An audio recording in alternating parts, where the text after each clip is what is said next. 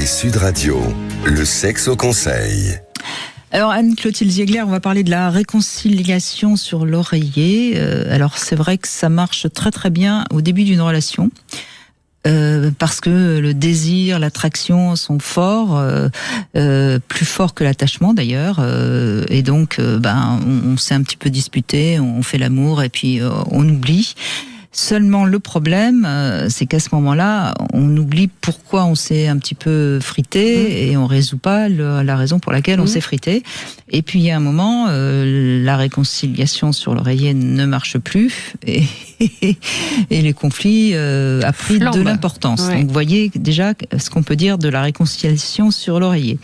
Ensuite, ça marche quand il y a une sexualité de rapport de force, comme si l'excitation venait de l'agressivité, de la peur de perdre l'autre, du besoin de se faire mal. Et à ce moment-là, c'est des couples où en effet, on offre à son partenaire pour se faire pardonner d'avoir osé résister dans un conflit, etc.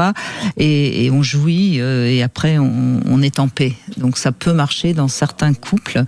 Mais on voit bien que les enjeux de la réconciliation sur l'oreiller, à laquelle je crois pas en profondeur, hein, franchement j'y crois pas beaucoup, n'est pas une garantie. Hein. Ah non, loin de là. On est bien d'accord. Donc je conseille plutôt une bonne communication, une capacité à se dire pardon et à se parler réellement.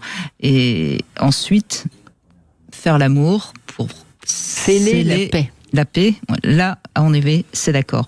Mais en revanche, j'ai beaucoup réfléchi sur cette notion de réconciliation sur l'oreiller, dont on parle quand même depuis très longtemps. Hein.